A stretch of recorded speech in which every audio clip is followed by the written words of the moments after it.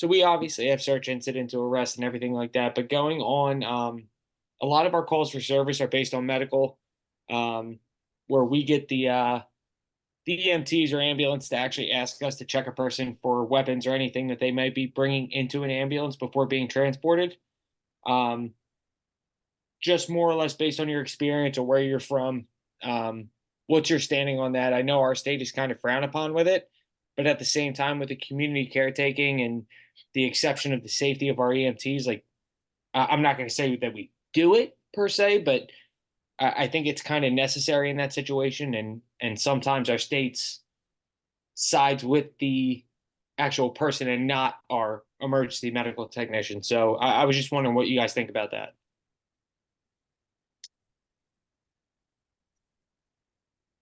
I got my answer. You want to hear my answer? Yeah. Sure. So this person, just to make sure we're on the same page, all that's going on here is a person on a medical call is being transported. They're not being transported against their will. This is not a civil commitment. This is just a person having heart pain, chest pain, and they want to go to the hospital, right?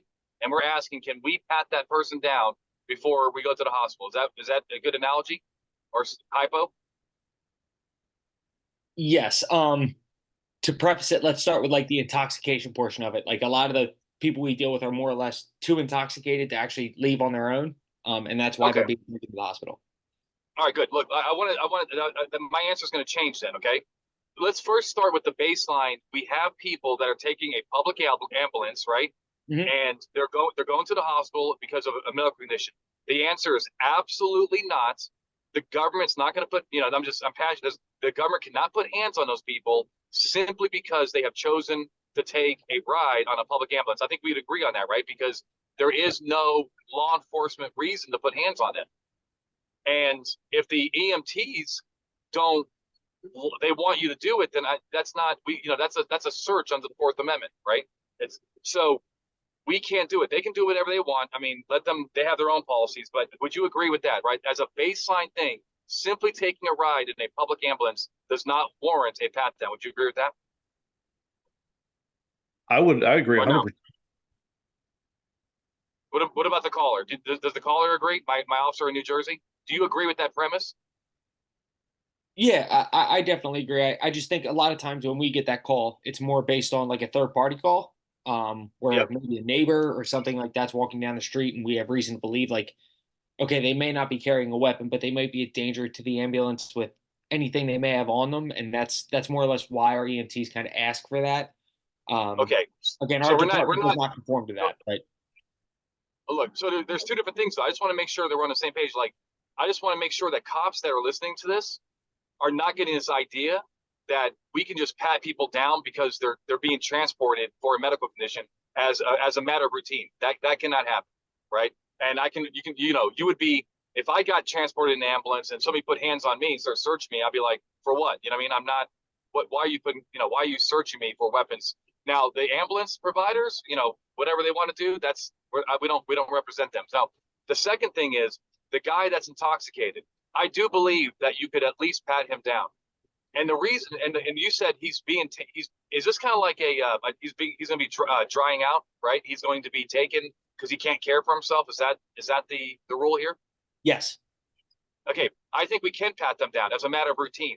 And the reason why is the government, ambulance, whoever, is taking custody of that person to some degree. In many states, that actually is in line with an arrest, right? I mean, it's an involuntary uh, hold, right? The person is not necessarily saying that they want to be held. They might be saying the opposite, that they don't want to go to the ambulance or to the hospital or the wherever you guys drive people out. Would that be a true statement? Absolutely. So look at it from that point of view. The government is actually seizing that person, and now we can start doing the regular rules. Pat down. You may even be able to do a full blown search. I know we can do a full blown search for civil commitments, right? Because civil commitments are actually arrests under the Constitution. The people that are being drying out, I think what's fair and what's reasonable is at least a pat down. That's my position. I'd like to hear what John and Zach have to say on that. I think they're all the functional equivalent of an arrest. Um, and I think a custodial arrest. And I think at the end of the day, we could justify the full search incident to arrest, but I think some probably a little bit of restraint might be appropriate, like just patting them down for weapons. If all he is, he's intoxicated, he's going to go, sit in the drunk tank for a couple hours, and we let him go. Um, I think just a pat down might just be sufficient, but they're functionally the equivalent of an arrest for Fourth Amendment purposes. Was a recent case. A guy was in custody, I believe, and he was in the hospital, and a nurse requested that the officer check his clothing for narcotics, and he searched his clothing and found narcotics, and the court suppressed it because they said that wasn't a valid search incident to arrest. Applying Gant, he was secured to a hospital bed, and so he didn't have access to the clothing.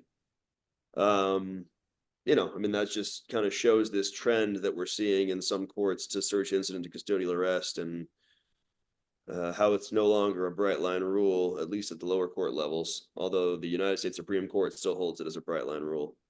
In non-vehicular situations, I'm saying Arizona versus Gant is vehicular only.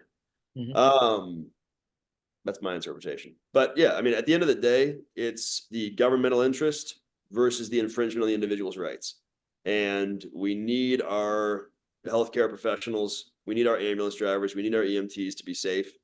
And so if you can give me a basis to believe that this person has contraband or weapons on him, then no one is going to fault you for that. And at the end of the day, if the evidence does get suppressed,